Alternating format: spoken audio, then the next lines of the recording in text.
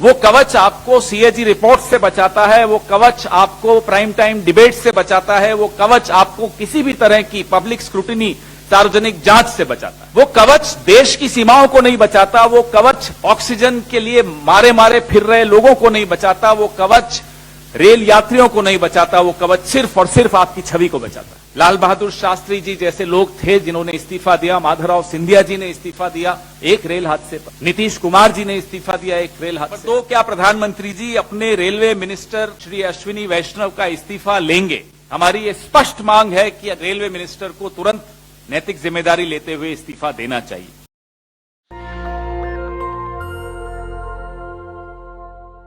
उड़ीसा में बालासोर में जो कल हृदय विदारक परसों जो ट्रेन हादसा हुआ जिसमें 288 लोग मारे गए, 1100 के लगभग घायल हुए। हमारी संवेदनाएं उन तमाम परिवारों को जिन्होंने अपने प्रियजनों को गंवाया है। साथ ही ओडिशा पुलिस, एनडीआरएफ, ओडीआरएफ और भारतीय सेना को धन्यवाद, जो पीड़ितों की मदद के लिए तत्परता उन्होंने दिखाई। और ओडिशा के लोगों की जो मानवीय छवि देखने को कल मिली, वो इस देश की मानवीय छवि है। रक्तदान करने कतारों में लोग खड़े थे, नौजवान लोग खड़े थे। इससे यह पता चलता है कि एक राष्ट्र के तौर पर हम लोग कितने सजग, कितने संवेदनशील लोग हैं। लेकिन बड़े अफसोस की बात है कि हमारी सरकार उतनी संवेदनशील नहीं दिखती। प्रधानमंत्री जी, आपके रहते भारत की किस्मत के बारे में तो मैं कुछ नहीं कहूंगा, लेकिन आप की किस्मत के बारे में दो शब्द जरूर कहूंगा। आपने एक कवच अपने आसपास खड़ा कर दिया। वो कवच आपको सीएजी रिपोर्ट से बचाता है, वो कवच आपको प्राइम टाइम डिबेट से बचाता है, वो कवच आपको किसी भी तरह की पब्लिक स्क्रूटिनी, सार्वजनिक जांच से बचाता है। वो कवच देश की सीमाओं को नहीं बचाता, वो कवच ऑक्सीजन के लिए मारे मारे फिर रहे लोगों को नहीं बचाता, वो कवच रेल यात्रियों को नहीं बचाता, वो कवच सिर्फ और सिर्फ आपकी छवि को बचाता है। ऐसा कवच किसी सरकार को, किसी प्रधानमंत्री को कभी नहीं मिला। काश ये कवच रेल यात्रियों को भी मिलता। एक जमाना था जब लाल बहादुर शास्त्री जी जैसे लोग थे जिन्होंने इस्तीफा दिया, माधवराव सिंधिया जी ने इस्तीफा दिया एक रेल हादसे पर, नीतीश कुमार जी ने इस्तीफा दिया एक रेल हादसे पर। इस्तीफे का अर्थ क्या होता है? इस्तीफे का अर्थ होता है नैतिक जिम्मेदारी लेना। न जिम्मेदारी दिखती है, न नैतिकता दिखती है। आपको क्या उम्मीद है यहां से कोई इस्तीफा आएगा? हमें तो यह नहीं समझ में आ रहा हम इस्तीफा मांगे किससे? वो व्यक्ति जो एक छोटे से रेलवे स्टेशन की भी हरी झंडी दिखा के उद्घाटन करते हुए दिखता है, वो, या वो जो कल सुबह से अपनी पब्लिसिटी में लगे हुए हों, टोपी पहन के कैमरा लेकर घूम रहे हों? किसका इस्तीफा मांगे हम? प्रधानमंत्री, हम आप पर छोड़ते हैं आप किसका इस्तीफा लेना चाहते हो, लेकिन ये देश उम्मीद करता है कि जिस तरह से लाल बहादुर शास्त्री जी ने, जिस तरह से नीतीश कुमार जी ने, जिस तरह से माधवराव जी सिंधिया ने इस्तीफा दिया था, आप भी अपने रेल मंत्री से इस्तीफा लेंगे। सीएजी रिपोर्ट आपके सामने है, पार्लियामेंट की स्टैंडिंग कमेटी की रिपोर्ट मेरे साथी, मेरे सहयोगी शक्ति सिंह गोहिल साहब के पास है, इस पर वो चर्चा करेंगे। सीएजी की रिपोर्ट बड़े स्पष्ट तौर पे बताती है कि 2017 से 21 के बीच में डिरेलमेंट, यानी ट्रेन के पटरी से नीचे उतर जाने की वजह से 1127 हादसे, 1127 derailments between the year 2017 and 21। By the way, ये सीएजी रिपोर्ट वही है जिसको आधार बनाकर आप लोग भी किसी जमाने में प्राइम टाइम डिबेट्स करते थे और यूपीए की सरकार के मंत्रियों से इस्तीफे मांगते थे। तब वो कवच नहीं होता था जो आज प्रधानमंत्री को कवच मिला हुआ है, आप सबकी तरफ से भी मिला हुआ है। मोदी सरकार का जो ट्रैक रिन्यूअल का बजट है, ये सीएजी रिपोर्ट भी हम आपको प्रेस रिलीज के मार्फत सर्कुलेट करेंगे। शायद आपके टेबलों पर आपके संपादकों ने नहीं भेजी होगी। या संपादकों की टेबलों पे उनके मालिकों ने नहीं भेजी होगी, मैं आपको जरूर भेजूंगा। ट्रैक रिन्यूअल का बजट हर साल कम होता जा रहा है और जो बजट है उसका यूटिलाइजेशन नहीं हो रहा।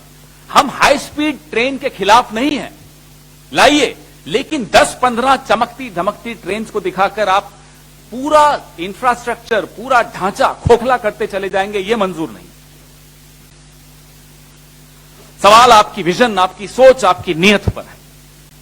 रेल मंत्री के ट्विटर रिप्लाईज अगर आप देखें तो जो आम डब्बे होते हैं, जनरल डब्बे होते हैं, बोगियां होती है, उनकी स्थिति आपने देखी होगी। यही कोरोमंडल एक्सप्रेस का कुछ दिनों पुराना, अगर आप रेल मंत्री की टाइमलाइन पर जाएंगे तो आप देखेंगे वीडियोस, सांस लेने की जगह नहीं होती। यह है असलियत। आप वंदे भारत की 5-6 वो दिखा दिखाकर क्या बताना चाहते हैं कि पूरी भारतीय रेल ऐसी चल रही है?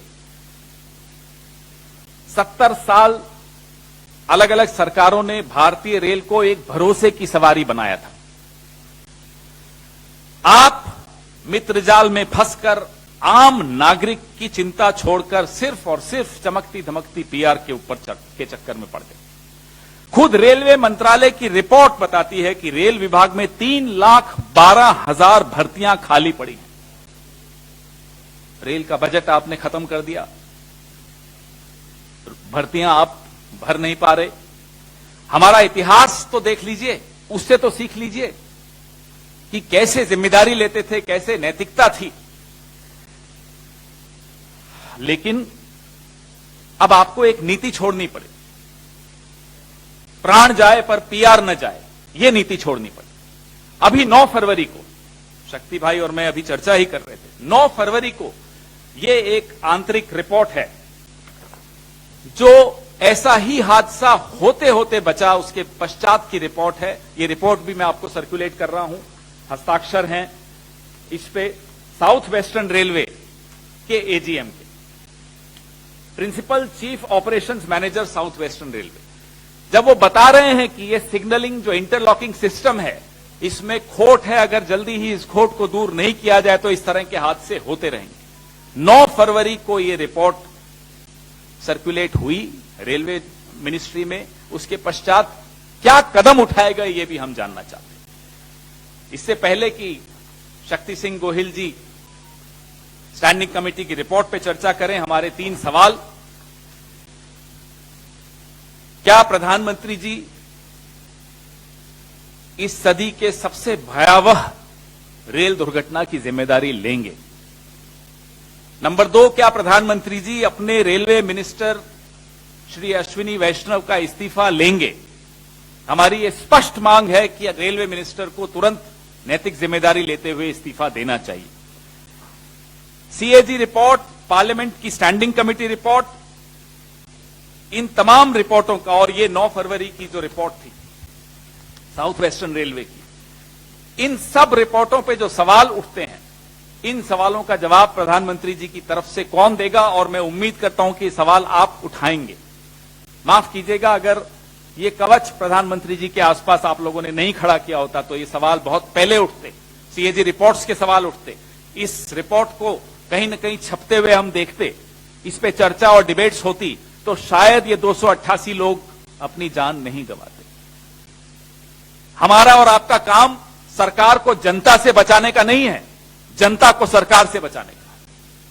अभी भी समय है, हम सबको ये जिम्मेदारी निभानी पड़ेगी, नहीं तो ये दुर्घटनाएं होती रहेंगी, लोगों की जान जाती रहेगी और यूं ही हम एक दूसरे को ढांढस बनाते रहेंगे। नेशनल दस्तक की आपसे गुजारिश है कि अगर इसको बचाना चाहते हैं तो नेशनल दस्तक को सब्सक्राइब करने के लिए रेड कलर के सब्सक्राइब बटन को दबाएं, फिर बेल आइकन की घंटी दबाएं। नेशनल दस्तक को बचाने के लिए बहुत जरूरी है कि हर खबर को शेयर करें, लाइक करें, कमेंट जरूर करें।